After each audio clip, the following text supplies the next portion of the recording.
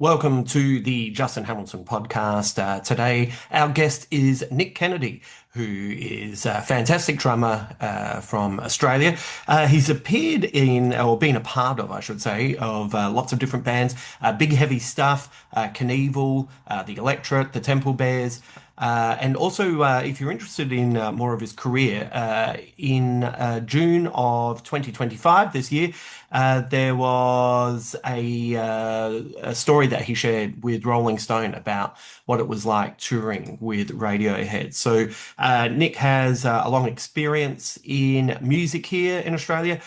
He also works for Red Eye Records, where you can buy some of the uh, best vinyl that you might be looking for in Australia. I love going down there. I actually have to make sure I don't go down there too often, or I would just be buying and buying and buying and buying and buying, and then eventually this podcast would be help Justin with his vinyl collection addiction. So it's a great store.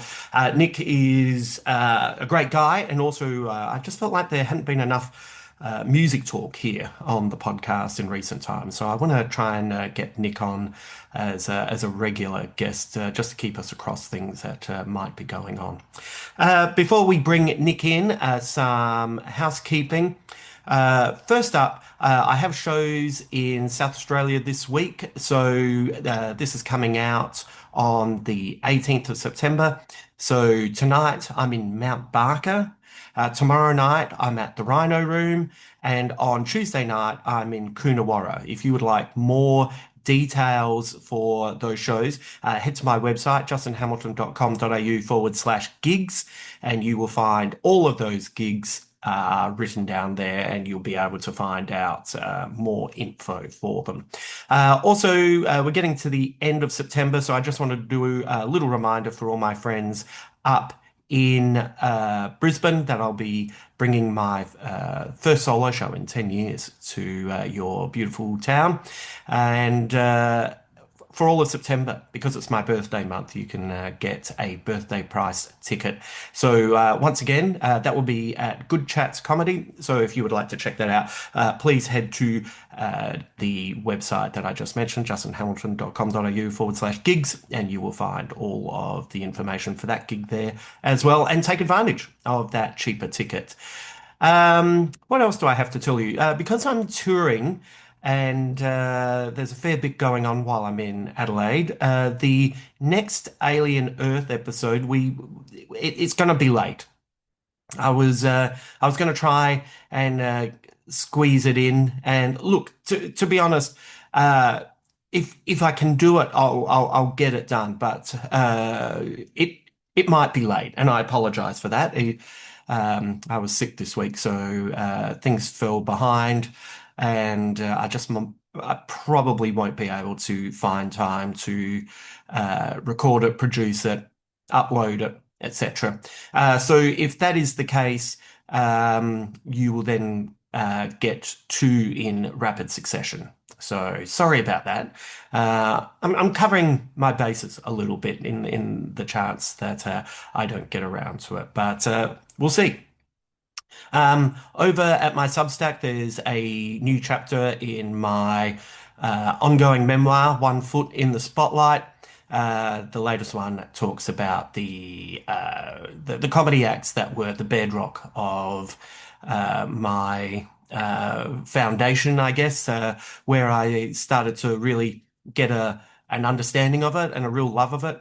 And it's old comedy shows, old comedians, and then the next one will cover who influenced me and helped kind of bring me into modern times in the 80s. And then there'll be a third part of this little section where a certain person makes a suggestion that kind of ends up with you having me here now. So this kicks off a little triptych of posts that or chapters that will make up this story. So you can find that and links to Patreon and stuff like that. Once again, at the site, justinhamilton.com.au/stuff, and you can find links for all of those things. Remember, if you're a Patreon subscriber, DM me uh, before the gigs that I produce, like this Friday at the Rhino Room, and I'll put you on the door. But you have to DM me, or I'm not going to know. So otherwise, we will hopefully see you there. Now, just before I bring Nick in, I just wanted to say I just finished the latest Ed Brubaker, Sean Phillips graphic novel, The Knives. It is nice and thick. It is a big uh, graphic novel that heads back to the world of criminal. It's got you know what, I'm actually not going to tell you the characters in this because if you're a long-time fan of these gentlemen and their work, I was pleasantly surprised with who I saw turn up. And this was so good. It really made me want to go back and start all over again. It had that kind of influence on me. I love these guys. I've been there from the start. I like Brubaker as a writer, and then he had a seminal run on Captain America, which has was so good it's had lasting impact on the MCU. And so this is I just love everything that they've produced, and this is just no exception. It's so damn good. I won't tell you anything about it because, as I said, I didn't even read the back. I just saw it was coming out, bought it, read it, loved it, and then enjoyed the surprise when certain characters turned up that I had not seen in a long time. But the screenwriter Shane Black, who wrote Predator and Kiss Kiss Bang Bang, I'll read you his quote, which is. If noir was a fine bourbon, the knives would be the good stuff they keep behind the bar. A perfect mix of toughness and sentiment. The pages fly, and before we realize, we're feeling a flutter in our stomach at the prospect of these humble characters meeting a bad end. That's a tough get, but Brubaker and Phillips don't hit a wrong note. More, please. Yeah. And Joe Hill, the author Joe Hill, says, like Scorsese and De Niro, Brubaker and Phillips are the unmatched masters of a certain kind of storytelling. It's a crime and mystery. It's a thriller. It's just fantastic. So if you're looking for something to read for yourself, or you want to get someone who's into that kind of genre of stuff and maybe hasn't had a taste of this world before, I can't recommend this enough. This is just one of the best things I've read all year. So, Brubaker and Phillips, they just can do no wrong by me, and I always feel better for having read their work. Okay, uh, yes, a little bit of graphic novel and music talk. What a hell of an episode. There you go. I'll pop back right at the end, but for now, let's bring in my good mate Nick Kennedy. I just start chatting to my guest, and then halfway through just chatting, I realized, God damn it, why aren't I recording now?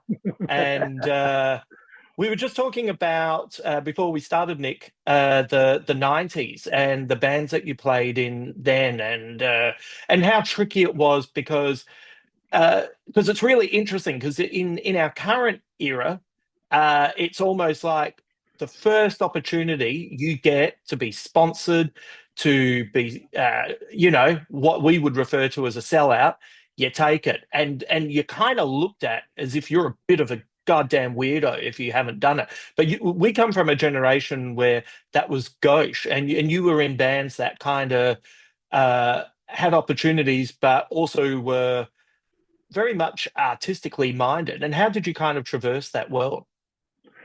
Well, I think at the time, as opposed to now, there was the revenue streams were possibly there, and you could get you could go to record companies if you were involved with them for a loan. I mean, no, Mm. I don't.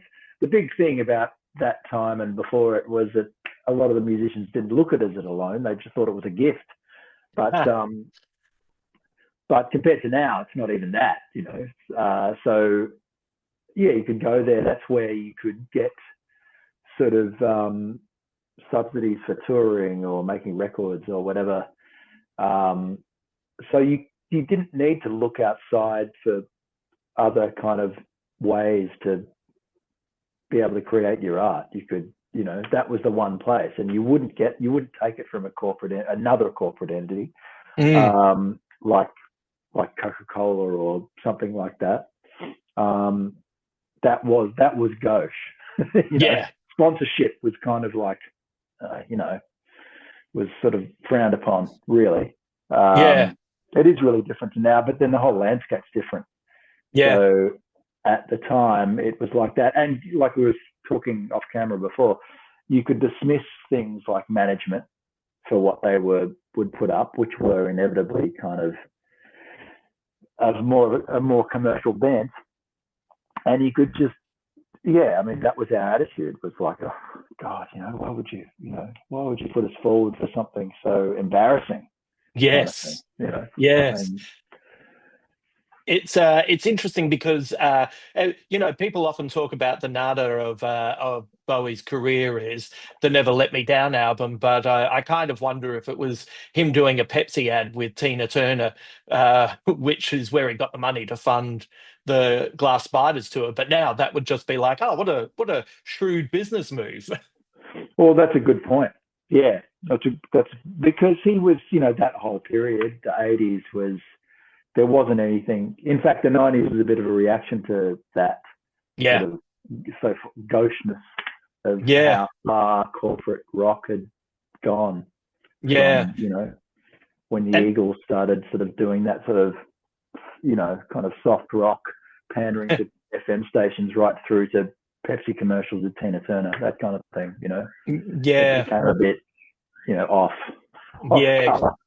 Yeah, it's also when you look back on a lot of stars that broke in the 80s, in the 90s, they're all having nervous breakdowns and about those kind of deals that you literally just mentioned, where they'd sign for, I don't know, $80 million for 5 albums with Warner Brothers. Suddenly, George Michael is, making songs like Freedom. Prince is changing his name to Love Symbol to try and get out of it. Good That point. Yeah. money kind of created an opportunity to have some creative freedom, but it also artistically boxed them in. And so by the time the 90s come along,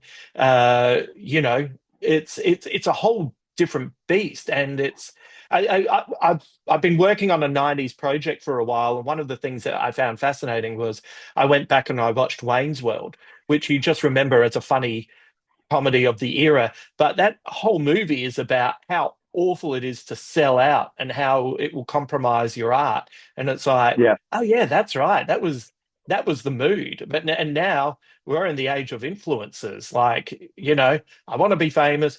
I don't really have much to say other than the usual, hey, look after yourself, and hey, be beautiful, and hey, don't be rude, and give me the money, and I'll wear this watch, and I'll wear this necklace, and I'll talk about this skin product.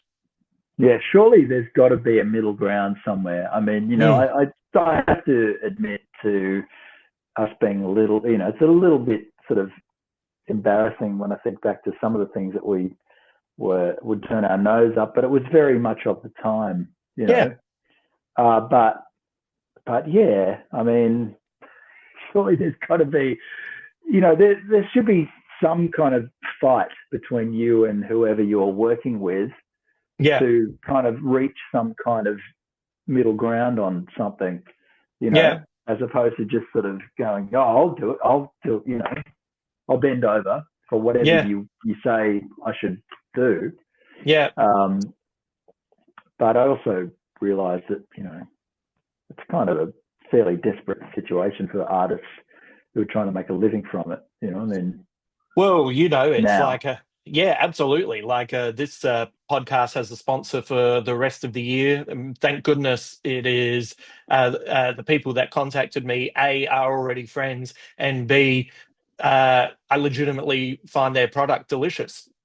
Good, yeah, good opportunity for me to mention Wonder Pies at the moment, but do you know what I mean? But yeah, it's yeah, the problem is that in the current situation, the traditional media has failed the future so drastically. and comprehensively that artists do need to find other ways to make money because you know if they're not making money in other places, I've said before on this podcast, my fear in 10 years time is everyone making movies, music, stand-up comedy, all of them, they're all going to be rich and they're going to be fucking boring, and everything they're Yeah, going to yeah, be talking about is essentially going to be how hard is it to have 17 silver spoons rammed up your arsehole when you want to sit down? yeah. That's right. But I guess the truth has always been that the interesting stuff is in the underground, and Absolutely. that never goes away. I mean, you know, those sort of times that we were talking about, they they were just kind of we didn't need to be so sort of sniffy about everything, you know. Right. Yeah. But at the same time, we had the luxury of being sniffy because they had something that they needed. We had Yeah. something that they needed that they Yeah. couldn't get from somewhere else, Right. and that's kind of different now. You know, Yeah. they don't feel that way anymore. The powers Yeah. that be, I mean, they feel that Yes. there's nothing that they can't get from somewhere, Yeah. Yeah. for less, you know. Yeah. That's So that's what it's all about. We see this future of AI, which is on the one hand, people, the way it's sold to you is that it allows everyone to be artistic, but what it doesn't take into account is the time and effort that it goes in to being able to be artistic. You're taking away the man hours, you're taking away the passion, you're taking away what makes an artistic endeavor individualistic. And yeah, sure, everyone can do stuff, but then it kind of flattens the curve, and you just keep getting a copy of a copy of a copy. yeah, I mean, capitalism has just flattened everything, Yeah. and it doesn't. They don't. The people who artists have forever, sort of caved to whatever demands are made of them because they just want to do the art, right? I mean, Mm, and we've never played hardball, unless you're Don Henley or, you know, Prince or, mm, someone in a position of power. Um, never played true hardball. There's no culture of that, you know. yeah. And Yeah. so the culture is that they'll do it for anything or nothing. Yeah. So we can rip them off, Yeah. and that's borne out. And, you know, I don't know if there's any reversal of that. I just think it's just going to go underground, I think. Yeah. And And people will discover it because the notion of cool is kind of dead now, but that's going to cut. It always sort of, that's a swings and roundabouts thing. yeah. So, Well, I heard something really interesting this morning on the Town podcast with Matt Bellany, where he was interviewing this gentleman who has done a study that said that Gen Alpha, which is kids under the age of 13, love the cinema. They love going to the cinema. They love tuning out from all their devices. They love having a communal experience with like-minded people in a cinema and enjoying movies that they can really connect with. And, that kind of gives you, because they're the first generation to not know of a time when devices and screens were everywhere. And so I wonder, are you seeing any interesting kind of changes in the record industry, like especially at Red Eye Records? Are you seeing younger people kind of connecting with stuff? Are you seeing younger people wanting to connect with the idea of a, an album as a time capsule of work rather than just bits and pieces? I think so. I mean, it's sort of hard to tell without having a conversation with each and every customer about it, Yeah. because obviously they all have their own different ideas for why they consume music in this way. But it just seems to me the same as it was before, because I've been there for 30 something years, Mm, and people just like having something tactile to go home and listen to.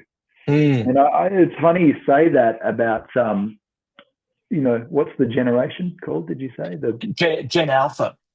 Gen Alpha? That there was some that was that whole thing that you mentioned has been repackaged on a news site, ABC or Guardian. I can't remember what it was. I was reading about it this morning, but it was put in such a way that sort of said kids are longing, nostalgic for a time that never really existed, and then they'd have like a shot of, I don't know, some guy in a penny farthing or something, like Right. something ridiculous, and kind Yeah. of demeaning about what you just described as probably is what's actually going on, but it Yeah. was put in this sniffy way. I find that really annoying. but So was that on the ABC? or Guardian. I can't remember which one. It Yeah. might have been Guardian. Oh yeah. It was one of those two when I was reading over breakfast this morning. Yeah. But I do think that kids are just the same as they were. They want a souvenir of the music that they love, Mm. and so they just come and buy it, and they do listen to it as an album because the artist has intended it like that, and they've made this thing, and they Mm. use it. They use it. It's not like they're looking at it as some kind of nostalgia sort of No. thing. It's current. You know, Yeah. it's like it's happening now. People Yeah. still come into the shop and say, "So, vinyl's coming back, is it?" I've been saying this for like 30 years. Yeah. When Yeah. is it not? When did it stop being a resurgence? And when Yeah. did it just sort of a part of life? Um, Yeah. for me, it's a part of life. I know that I'm in a rarefied position in terms of workplace, but yeah, I mean, yeah, kids are buying records, CDs, cassettes, T-shirts, posters. You know, same as they ever have. You Yeah. know, but the Yeah. new artists are kind of the new modern pop artists that they are sort of beginning on their training wheels, having their training wheels with, are doing all those things in Yeah. order to cater to that idea that it's an album. You Yeah. know, you do listen to it as a piece. Yeah. Y- Uh, Well, it's interesting, isn't it? Because like you bought the album, you own the album, and yeah, we've been sold this part of the story that's sold to us with music apps, with streaming, all of that is that you can have access to everything whenever you want. But that's a lie because often things are taken away. And at least if you buy an album, like you've got it. Like, you and I have we owned stuff for like 40 years. That's right there, yeah, and that's right. it's, uh, that hard media is important. And also, um, it, what it kind of means as well is that you connect with whatever you're consuming in a more interesting and fuller way rather than if you just how many times do people and I've done this where you kind of listen to the first half of a song on Spotify and then you go, oh yeah, no, I'm done.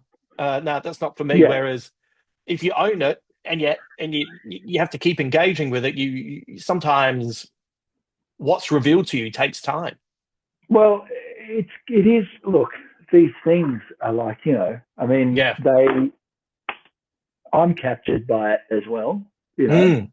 just because I listen to records and work at a record shop doesn't mean that I don't have everything on here. Yeah. But I just find myself more and more sort of just turning it off for half the Yes. day Yeah. and force it because I know that I have to force myself to do it. I've got to Yeah. force myself to do it because the tide is going the other way and it's Yeah. very hard to resist, you know. Yeah, Yeah. I'm an addict in a way. It's Yeah. very easy for me to go down that rabbit hole. So that's why I'm holding on to, these things Yeah. that tear me away from that because I find listening to physical media to be a really good use of my time.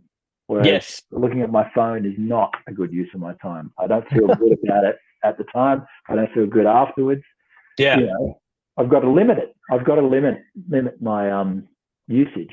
Yeah. No, And it drives my friends, some of my friends crazy. Specifically my younger friends who will be, "Ah, I can't believe I texted you," and like, like I didn't hear from you for a day and a half. It's like, well, I didn't have my phone on Sunday.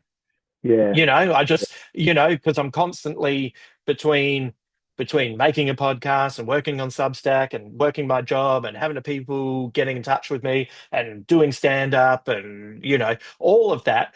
By the time it's the end of the week, I've been almost like 24/7 in thrall to conversations with the general public and people. So by the time you get to say like a Sunday, if you can turn that thing off and you can like read a book, like hold it and crack the spine. Well, not that I'd crack the spine, I'm a Virgo, but read and yeah, listen to vinyl and stuff like that, have a little yeah, nap. yeah, It's almost like everyone talks about how you have to get exercise, but people forget that you also have to give some downtime for your brain to reset and coalesce all yeah. the images they've taken in over all this time. Well, I've had some friends sort of, give me the whole that kind of thing of like, well, are you ever on social media or, I haven't heard from you in a while or whatever. Um, but on the other hand, when I'm at work, a lot of regular customers come down and say, "Oh, you're still standing there. You are always in that same spot." And I go, "Yes, Monday to Friday. I'm in the middle of Sydney. I've been in Yeah. this job for over 30 years. I'm contactable. Yes. Most Yes. people know where I am, Yes. at all times." Yes. So yeah, that kind of doesn't hold water. But I mean, the thing also, I see your movie collection in the background there. Yeah. That's another thing where, I mean, I keep relating it to when people got rid of their vinyl as well in the late 80s when CDs came in because, all of a sudden they could shrink their music collection down to a smaller kind of thing. Mm, And it felt like there was no need for any of the bulk and all that sort of stuff mm, at the time. And people are doing it again now. They're sort of throwing away CDs and DVDs, because it's all in the cloud now. It's yeah. actually not. It's not It's access. not. It's not. I mean, it might be up there, but Mm, you don't have access to all of it. no. No. Especially the things that you want. Yeah. But you know. like we used to make fun of dial switching, oh, I don't know what to watch, dial switching between four TV stations. And it's like, it's Yeah. much worse now. Sometimes I go looking for something across seven different streaming platforms, typing it all in. No, it's not here. It's not here. It's not here. Then I have to, I can possibly hire it. Like there's one movie, what is it? It's The Hustler. I've been trying to find that for ages just to rent. You can't you can buy it, but I haven't seen it. I don't know if I want No. to like Yeah. let Yeah. Exactly. like Yeah. it's not like I can see it at the cinema and go, I want to own that. No. No. That's right. Anymore, you can't anymore. I mean, Yeah. it would be nice if that might come back. Some, Yeah. kind of, You I just don't have to know, stay aware angel constantly. investor will reopen art house cinemas Yeah. across the city or whatever. I But think I think cinemas here in Sydney, like the Ritz and the Hayden Orpheum, do a good yeah, job awesome, of putting things awesome. on. They Last do. Sunday, I went and saw a remastered 50th anniversary of Jaws at IMAX. Oh, how was Um, that? How oh, was that? I great, haven't seen that since the time. great, just great. And Yeah. I've only ever seen Jaws on TV because I was too young to see it at the cinema and to watch it on the big screen. It's still what's fascinating about that film is compared to a lot of modern blockbusters, and I include blockbusters that I really love. Um, it's so compact. It still has quiet moments and real quiet moments of character building. Like there's the scene where the chief Brody has just had a bad day, and he's at the kitchen table rubbing his face, and he doesn't realize that his son is mimicking him.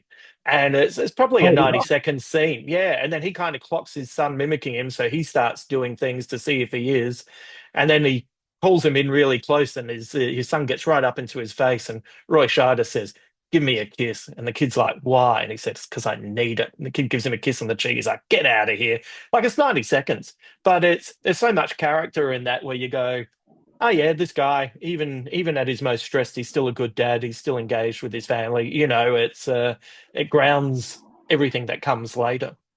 well, that's really interesting to hear that because that kind of does feed into what we were talking about in terms of, Mm, like the media um, and the general consensus really is that these things that people are so-called nostalgic for, uh, mm, that they're actually the physical item or whatever, but it's not, or pining for a time that yeah, never was.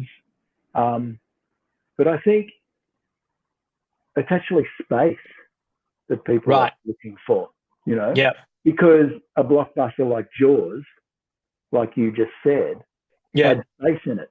You know, yeah, it had moments where you could reflect as a viewer yeah, on what was going on.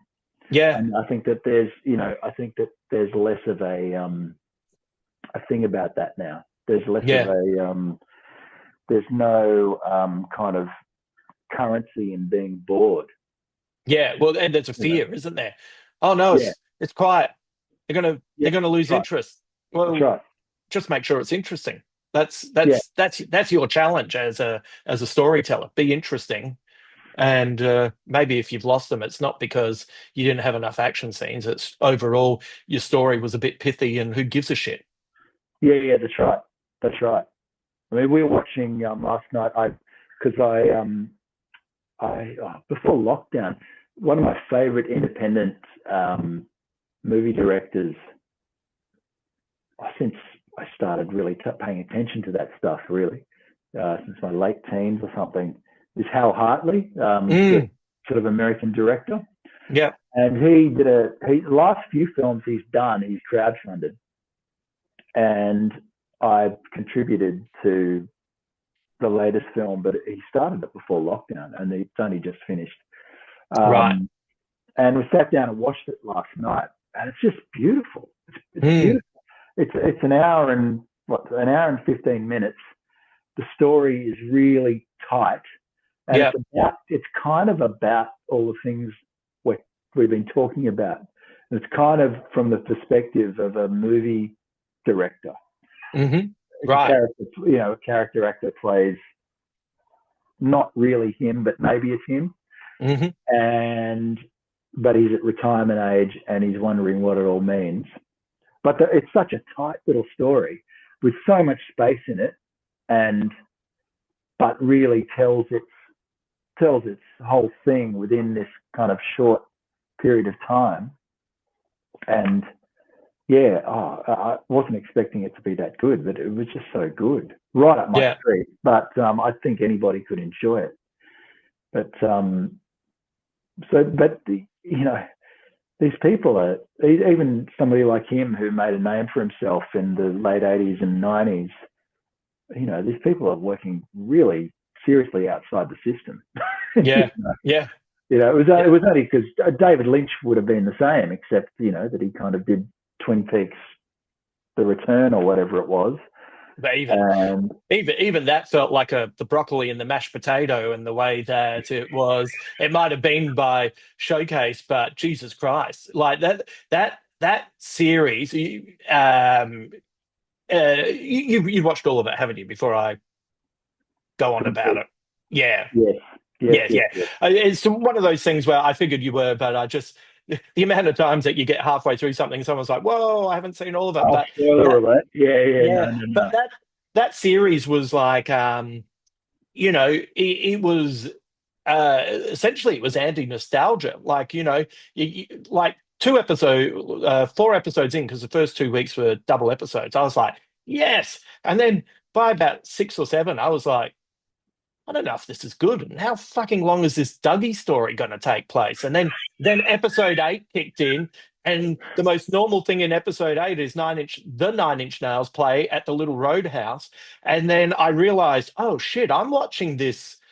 I'm actually engaging with this incorrectly. I'm watching it, wanting it to be old Twin Peaks, but this is something new set in the world of Twin Peaks. And then by the time Dougie was gone, I was, oh no, I love Dougie. Yeah, So, exactly. you know, so Exactly. Yeah. yeah, so Yeah. he really Lynch kind of really taught me a lesson, and it's I just worked on Richard Feidler's Conversations to it with Sarah Konofsky, and Richard said to me, and I really believe this: you never ne- don't let the audience tell you what they want, because as soon as you give them that, they're gone within 3 weeks. You you create something, you give it to the audience, and you give them every opportunity to enjoy it, and then the audience Yeah. is like, "Oh, fantastic!" But Yeah. like Absolutely. the audience actually doesn't know what they want. They think they do, but Yeah. That's right. but as soon as if they're getting exactly what they want, they'll move on. Yeah. That's right. It's just so brutal. It's just Yeah, such a brutal world to be in, where you're sort of doing focus groups and trying to yeah, guess, and there's no guessing. There's no guessing.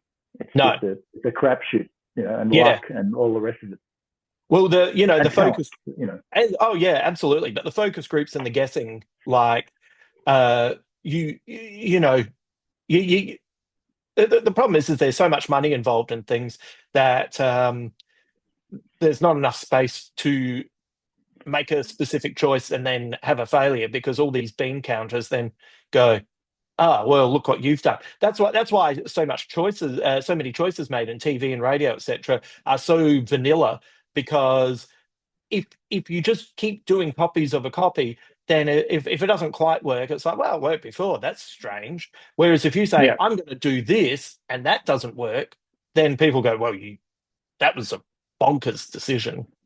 Yeah. And then, Yeah. then over time, you just kind of, you know, you create an audience that isn't able to connect with new ideas and interesting sounds and the different ways words can be put together and images that they've never seen, because it's too confronting, or they just can't find a way into, hopefully, have their minds kind of opened.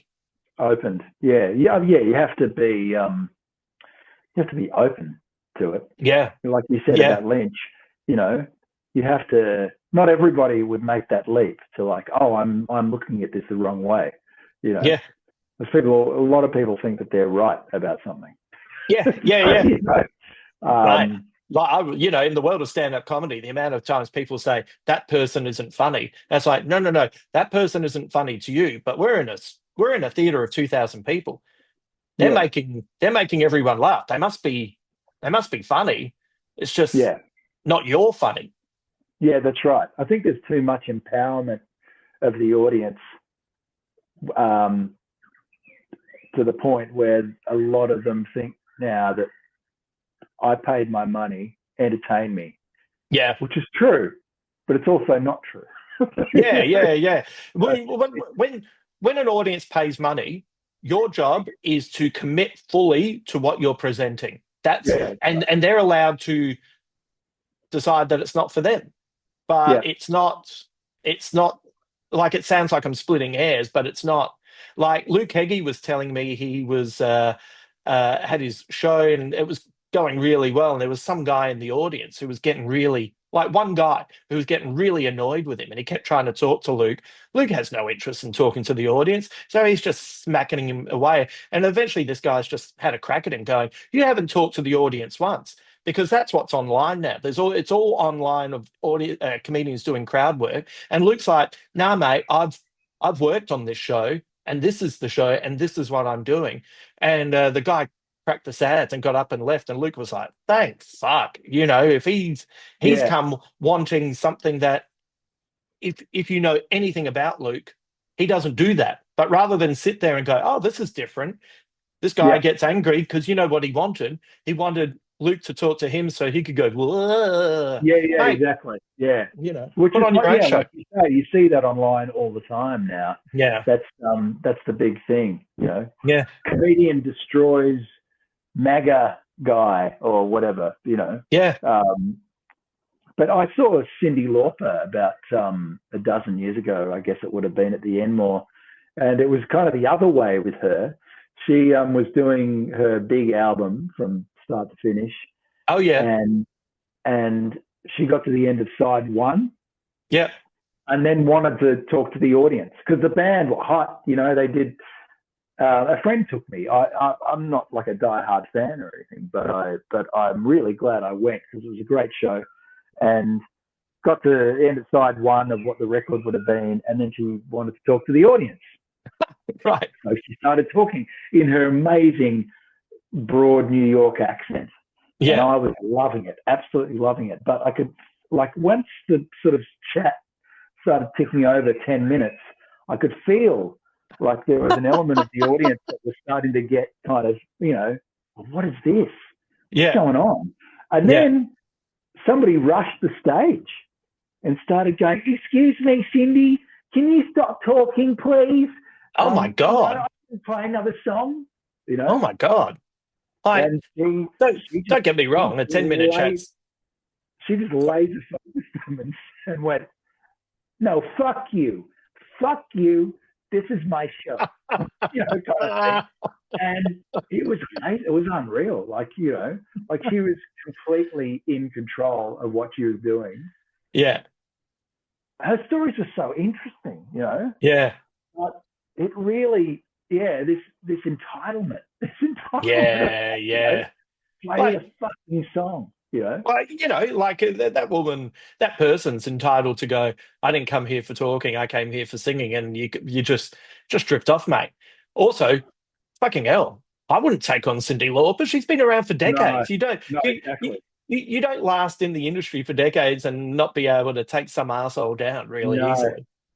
just the lack of respect, Justin. It was just like, Yeah, oh my god, like, yeah, please, she's yeah, flying God knows how many hours to come down here and play. yeah. Give her some space. Well, that's something exciting for you to keep in mind because you've got some gigs coming up with your bands. What do you have coming up? Well, yeah, it's been a kind of busy second half of the year. I think I've only got one gig left, which is with my band, my main band, the Electorate, and Yep, we're playing at the Golden Barley Hotel in Newtown, yep. which I'm looking it up because I'm just absolutely so bad at self promotion that I'd actually forgotten Mate, you're still an artist from the where we're 90s. playing. Yeah, exactly. Terrible, terrible, terrible, terrible. I tells you. You know Uh, what? I find it is much easier to keep lots of gigs in your head than one. yeah, agreed. Okay, all right. We're playing with fellow Sydney siders, Moderate Lovers, who are Yep, opening the night. We're playing with the Valerie Trails from Brisbane, yep, which features Tim Stewart from another 90s band called Screen Feeder. yep. Um, and we're headlining, and it's my birthday. So, Ah, there's not many cards you can play anymore at my yeah, age where, you say to friends, "Hey, do you want to come to my gig?" yeah, yeah, It's like, "Oh, God, I've seen you guys," kind of yeah. thing. But it's my birthday, so everybody has to come now. What's the So date? it's the 3rd of October.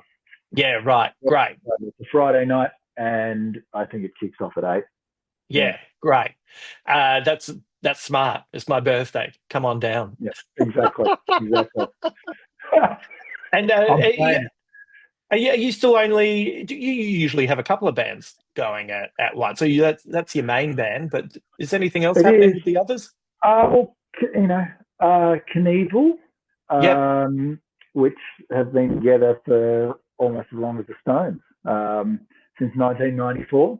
Wow. Um, we have got a reissue of our popular album called Steep Hill Climb on vinyl coming in November, and we do have a gig surrounding that actually, a launch of the record. So that's exciting. It's been cool to well, it's just been cool to sort of do vinyl reissues, Yeah, for the yeah, first time absolutely. in many ways. These things only ever came out on CD, so it's Yeah, really cool that yeah, that show is at the Union Hotel on Saturday, December 6th. yeah, The album, great. the vinyl reissues out like maybe a couple of weeks before that or something. Yeah, great. So that's happening, which is cool. And there's one last big heavy stuff vinyl reissue as well for our 1997 album Maximum Sincere. Won't be Oh, any great. gigs surrounding it, but I've been sort of helping with getting our stuff back out there. And Yep, I think there's 5 records you can buy now from Lovers Fiction Records or Red right. Eye Records. Yep, And this is the last one. So that's exciting too. That's coming, I think, in November, hopefully, if we can get everything in order. yeah. That'll Um, be nice to have a big record with artwork and oh, it'll be awesome. lyric It'll be sheet. great. Yeah, lyric sheet will sound really good too. Yeah, The sort of new mixes and all that sort of stuff.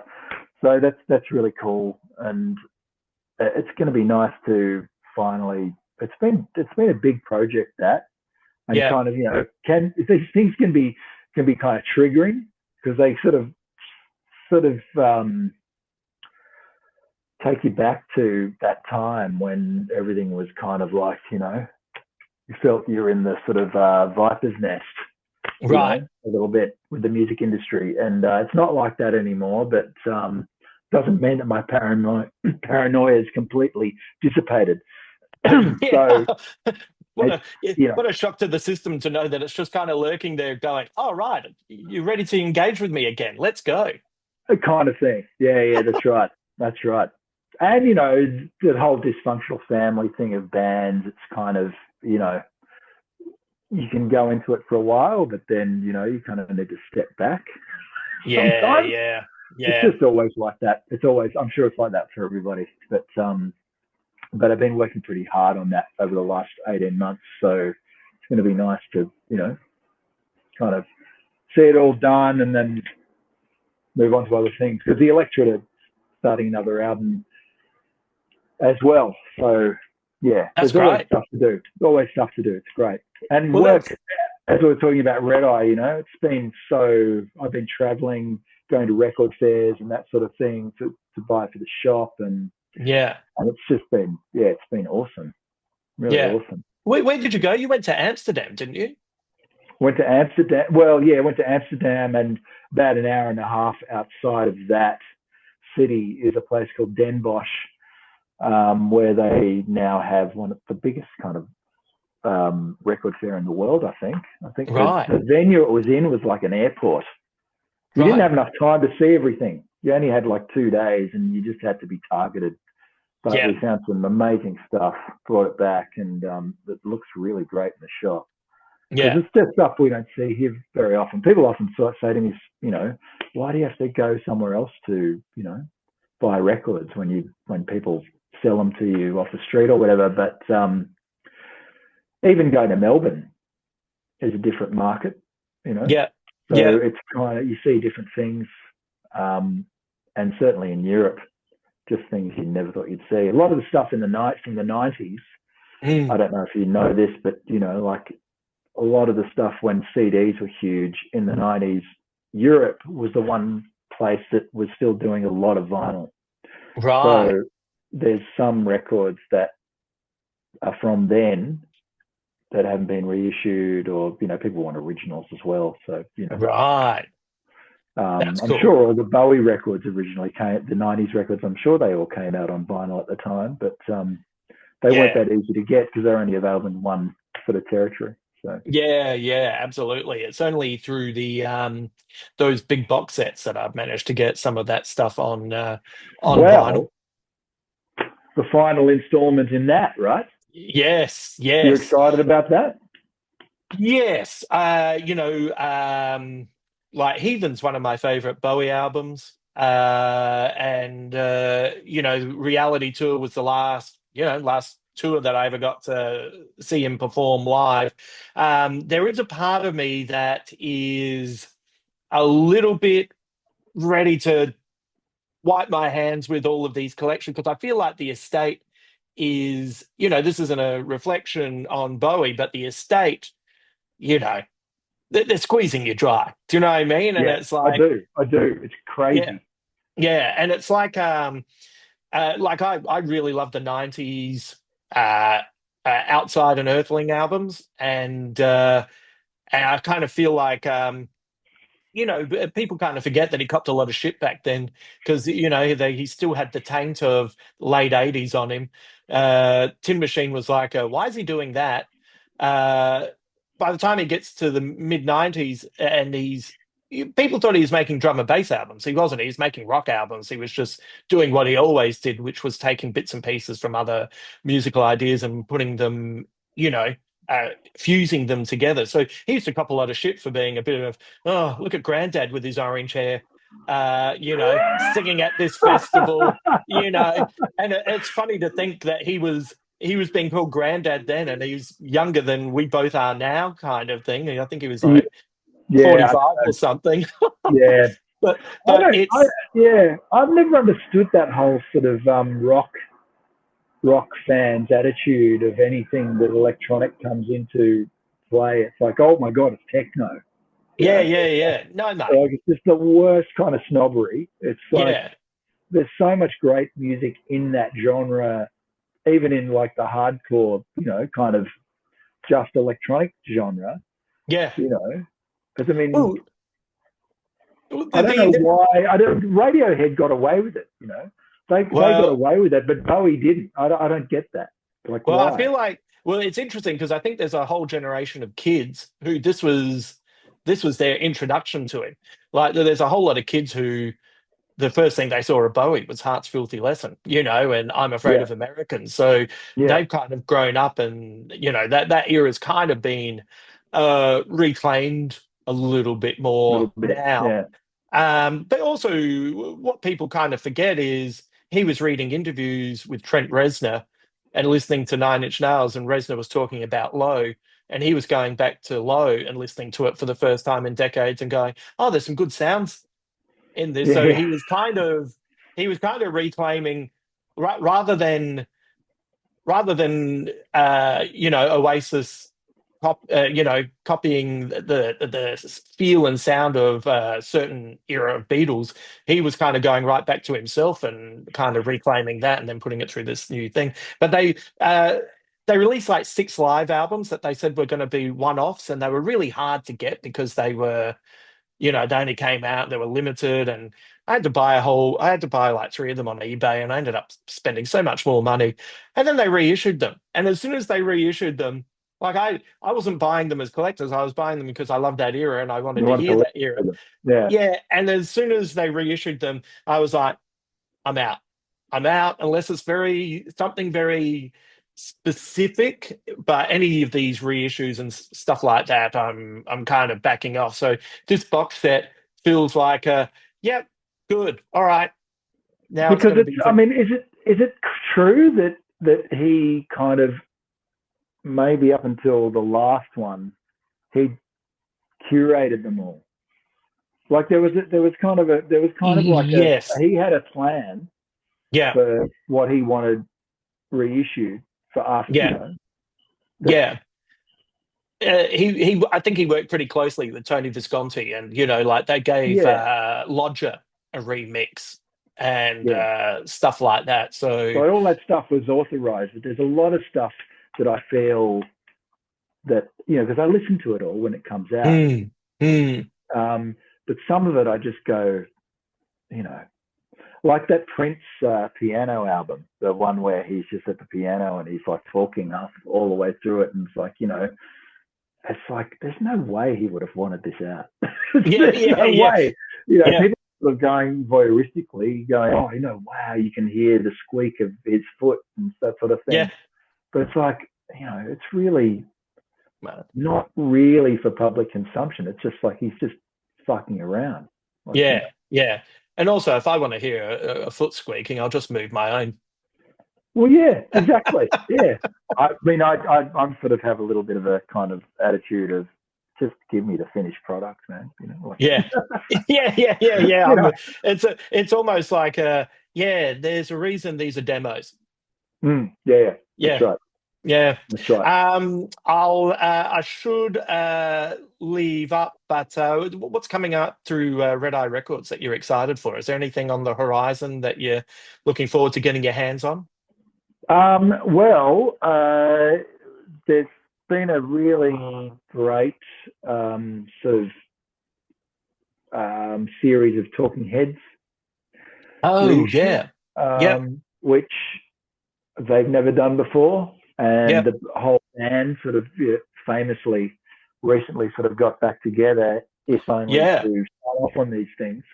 Yeah. And they've been really well made, and they've done the first two albums, 77 and More Songs About Buildings and Food, which have been cool. But the Yeah. next couple, you know, Fear of Music and Remain in Light, they're going to be that. I'm very excited to see what they do Yeah. because that period of the band for me is like wow. Yeah. Yeah. And there's a really famous gig on YouTube in not great resolution, but they play in somewhere in Italy around the time of it would have been between Fear of Music and Remain in Light, and it's just I mean, Stop Making Sense is of course a classic Yeah. thing, but that gig is incredible. I mean, even Right. watching it kind of on YouTube um, is very, very sort of hairs on the back of your neck standing up kind of stuff. But Yeah. if they have found like some kind of proper version of that, either audio or video, I'd be very excited to see that because it's always been sort of grainy and one of those sort of Right. bootlegs that gets passed around. Yeah. But I'm excited about that. Um, Nick Drake's first album, Five Leaves Left, just Oh, right. a fantastic sort of reissue with all this bonus material because they literally found some kind of reel to reel tape in an attic, and it's sort of all bare bones versions of songs that he eventually embellished for that album of him playing. And if anybody's sort of a fan, they would know what a great guitar player he was, Right. finger Right. picking guitar player. Yeah. So with that, it is really, really great to hear those things bare bones. I know we were just saying that demos don't give me the demo, but in some cases, especially where there's sort of an artist who's only got like 3 albums, and Yeah. that's kind of the whole thing, it's pretty cool to have that and it being so beautifully kind of presented as well. So those are really exciting, and it's just a great time for people who like physical media because Yeah. of all those reasons. People Yeah. doing stuff properly for more of a niche audience, I suppose, and the fans really sort of you know get get catered to Yeah. these days. Yeah. It's cool. Yeah. Right. I mean, for a price, as we were saying, it's kind of like you do have to pick and choose these things. You can't have everything, Yeah. but just sort of give it a beat. And Yeah. and that's the other thing. Actually, that's another thing that's coming down the pipeline is finally because I spoke to a guy who was dealing with the legalities of getting Split Ends catalog sort of all Um. in order to do something with, and it was Yeah. a very, very difficult process because they were like all the members apparently have to sign off on it. Eight Right. or so members. Right. So we're on various different record companies across the globe, and it was kind of difficult. Anyway, the first installment in that series is coming out next month, and it's the first couple of albums with all the attendant kind of interesting books, and because they're a band with a really interesting story, Yeah. a really interesting story that even before they had any success, they were kind of over here trying to make a name for themselves from being so weird, Yeah, so weird, yeah, like yeah, genuinely weird. yeah, Um, and it kind of gives me heart that, these sort of misfits can come over to a conservative country like Australia and kind yeah, of, I mean, the balls of those people who have done that and yeah, the people who sort of got behind them, it yeah. kind of boggles my mind. Yeah, you kind of Um, forget how unique Split Ends were, because didn't they kind of blow Roxy Music away? Because they did support for them back in the 70s, and the guitarist for Roxy Music ended up producing their he first did. album or That's reproducing it. part. That's part of this box set. It's Right. the first album that they did in New Zealand or here. I can't remember, but it was kind of, yeah. They did the album here, and then they sort of redid half of it and a bunch of other things with Phil Manzanera in the UK. Yeah. So yeah, they kind of, but that happened kind of when punk was starting to happen. Yeah. So sort of walking around the streets of London in '76 around sort of the safety pinned like Mohican punks Yeah. in these kind of theatrical kind of costumes in Yeah. character, and the punks loved them apparently, Yeah. probably Yeah. because they were kind of right out there, Yeah. Yeah, and never underestimate a New Zealander. They're tough individuals in the best possible way, so they'd in be the able best to deal possible with it. way, and to sort of not sort of anglicize what they do, what they did, or Americanize it in order to Mm, fit into like what we began talking about, in order to sort of fit into some kind of audience niche. mm, yeah, They stayed the route of their own kind of artistic license, and yeah, eventually broke through. But yeah, so yeah, that's one of the interesting things about this thing that's coming out, is it's kind of shining a light on the period of the band that was pre-commercial, yeah, and you can really, you can be amazed all over again. Really, yeah. really cool. Really Oh, cool. yeah. All right. Well, we'll make sure people can remember that, and you've got all of that stuff coming out. I'm really excited for the new Tron movie, not because I'm into Tron, but because Nine Inch Nails are doing the soundtrack, and I will Yeah, go and see that at IMAX so I can experience the soundtrack. yeah, exactly. No, I'm excited about that too. I didn't actually know about that, but The we got a single? 7-inch single in Yeah, just on Friday gone. Actually, I yeah, said, "What's that?" So it's yeah, kind of, I am across some things, but then my workmates are across a lot of other things because they're the ones that order the stuff. yeah, And I just went to make a cup of tea, and I passed it. Well, what's that? A little sort yeah, of 45. It's yeah, like, oh, it's a new Nine Inch Nails, single. It's like, oh wow, that looks yeah. cool. Man, And I've been across it because I've been watching their you know, parts of their tour at the moment, looking at 60-year-old Trent Reznor looking like, compared to a lot of his 90s contemporaries and bands that I really liked, he hasn't lost his edge. He's still got it. no, I actually, as a fan, I really, if you haven't already, I direct you to a live review that was done on the music site Stereo Gum Oh, okay. by one Yep. of their main writers, Yep. who went to the show and was like, he was gushing, but he was, Yes. he was kind of, him and his, it's this whole story about him and his mate who were fans at the time, Yeah. and were kind of expecting, something lesser than, you Yeah. know, Yeah.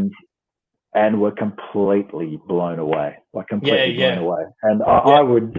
I would go and see them in a heartbeat if they came down here. I'd love to see them. Absolutely. Yeah, Mate, they're not he's not breaking out an acoustic guitar and doing soft ballads. He's still fucking angry and got that yeah, that's right. that passion in the songs. And this new song from for Tron Tron. is like great. Like it still sounds hard and relevant as well. But it's Yeah, not surprising because the Challenges soundtrack, you know.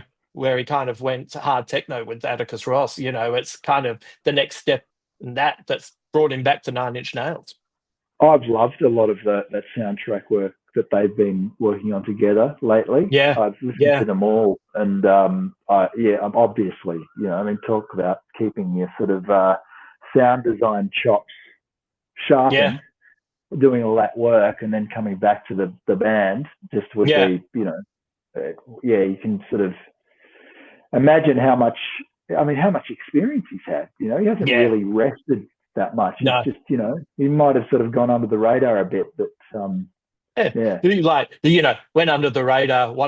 Has won 2 Academy Awards. Has won a Tony. Yeah, exactly. It's Exactly. it's funny, isn't it? Yeah. Like but it's smart. It's like he kept his chops and he refreshed himself. Whereas a lot of people disappear for a long time and they come back, and Yeah. even some of the best artists are still. But he just jumped tracks, refreshed himself. So when he's come back, he's still sharp.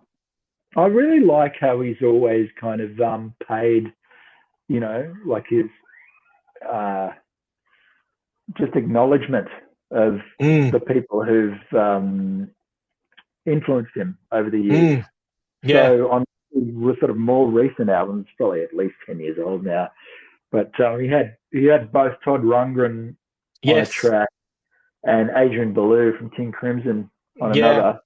Two Yeah. artists I absolutely adore, Yeah. and who I've seen live several times. I've never seen anything Trent's done live, but he's always been such a fan. The Yeah. articles that I've read, and he's sort of, people sort of have a certain view of him, and so they start asking him about being the kind of spearheading the industrial music scene or whatever, and he'll quite happily talk about what a fan of FM rock he was, and big Yeah. Boston fan, and like kind of Yeah. that's what he grew up on, all that Yeah. sort of stuff. Yeah. He uh properly cool people don't give a shit what you think. So Exactly, so they'll talk about that exactly. stuff and whatever. All right, I should let you go. I remember I texted you and I said we'll aim for 20. So when we get to 30, we'll be wrapped with 40. We've clocked an hour. Look at that. Excellent. These That's two great, old war Justin. horses still know how to fucking churn it out. Well, Uh, exactly. I hope it's well, interesting to somebody else, but I've had a great time. yeah, so have I. Well, that's all we can hope for. As I said, the audience Yeah, doesn't know what they want. Um, exactly, exactly. Yeah. so I'm about to find out. But the good thing is that if anyone wants to find you, Monday to Friday, Red Eye Records in that Always corner. there. Phone numbers in the book, as they used to say. Yeah, great. Thanks so much, Nick. Thanks, Justin. Thank you once again to Nick Kennedy for being my guest this evening. And yes, hopefully we'll be able to catch up in person soon and be able to talk more about the music scene here in Australia, broadly what's going on in the world, and the albums, etc., that are worthwhile keeping an eye out for on the not too distant horizon. Once again, just a little reminder as well, if you can get your hands on this bad boy of a graphic novel, The Knives, man, I just can't rave about it enough. Maybe be great to be able to talk to one of those guys. If I can, I need an assistant. I need I need someone who can chase some things down for me while I'm off gallivanting about. Anyway, maybe that's something for my future as well. Yes, once again, just a little reminder, the show's in South Australia tonight at Mount Barker, tomorrow night at the Rhino Room, and then next Tuesday in Coonawarra. All details at justinhamilton.com.au/gigs. And yes, Brisbane fans, make sure that you get those birthday price tickets for the rest of September. Other shows coming up, but you can also find them at my site. And just a little reminder about the Substack, where you can read the latest chapter in my One Foot in the Spotlight series.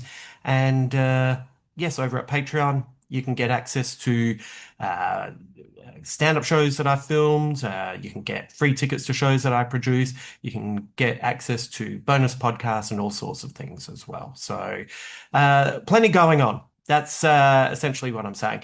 Uh, As I said, I doubt I'll be back in time for episode 7 of Alien Earth, which is a bummer for me because I'm loving it so much. But you never know. So we'll see. If I can, I'll squeeze it in, even if it's short, you know. But I've got a lot going on in Adelaide, and as you know, I'm from Adelaide, so it's a lot of family stuff as well as work, as well as juggling some other things. So we'll see what we can do. But in the worst case scenario, I'll be back next week. All right. Hope you're well. Take care of yourself. And if you're in Adelaide and you come to any of these shows, please come up and say hello. I'm always up for a chat. Until then.